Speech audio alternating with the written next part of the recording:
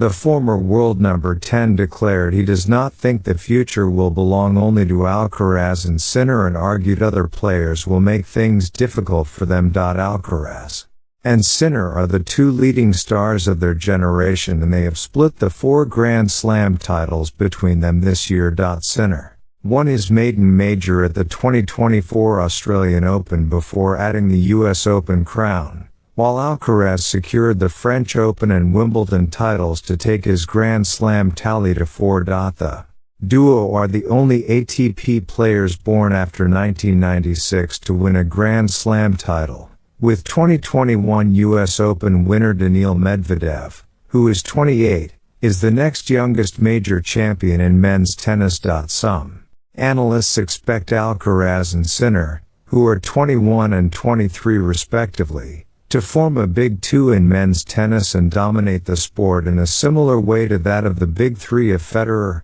Nadal, and Djokovic. In an interview with Punto de Break, Carreño Busta argued it is premature to suggest Alcaraz and Sinner will be unstoppable forces for the next 2 decades. They are still very young, both Sinner and Carlos, said the Spaniard. It is clear that they are very good, but we already assume that they will reign for the next 20 years as Roger, Rafa and Novak did. Many things can happen.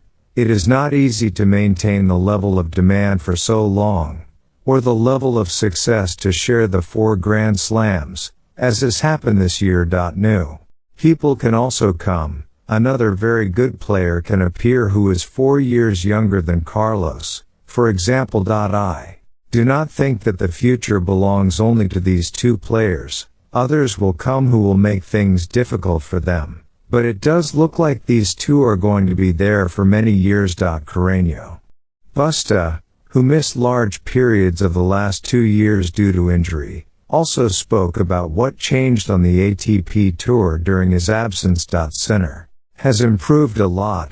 Carlos has consolidated himself. Novak finds it a bit more difficult to win, but I have noticed the big difference in the rest of the players, especially in the top 20 and below. He assessed. Players who were good when I left, but were in the top 60 and top 80, now they are already in the top 30.